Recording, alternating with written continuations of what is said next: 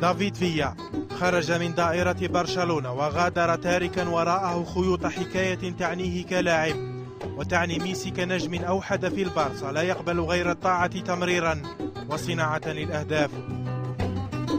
منذ أن تهاطلت عليه انتقادات ميسي بسبب تمريرات خاطئة أمام غرناطة وضعه الجميع في لائحة ليونيل السوداء، وقال البعض لقد وقع شهادة وفاته في برشلونة بقدمه لا بيده بعد تعليق ميسي بالتوبيخ على أنانية فيا. وأشار الجميع أن ميسي لا يحتمل أسلوب اللاعب الفردي لديفيد وأنه لم يقدم المطلوب، وتساءل البعض هل أصبح المطلوب التسجيل أم التمرير؟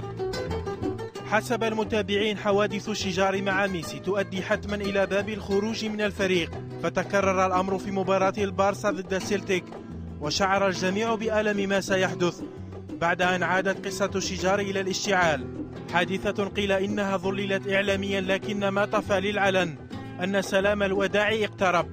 وغمز أهل الكرة بعد الذي حدث أن المقياس المعتمد في البارسا هو مقياس الولاء لميسي وليس مقياس الأداء لبرشلونة. بعدها صرح فيا أن مجرد وجود زميله ليونيل في الملعب يغير مجريات المباراة، ورغم ذلك لم يتغير شيء بين هداف إسبانيا وهداف البلوغرانا، إلى أن قدم نيمار إلى البارسا فتحدث الجميع عن جدوائية بقاء فيا، فرحل فيا إلى مكان فالكاو بالأتليتيكو مؤكدا تخمينات الكثيرين بمغادرته. الكواخي أو الولد هكذا سمي منذ صغره، وفي كبره نعتوه بالريح التي انهبت على الحراس تباغتهم قبل أن يرف لهم جفن.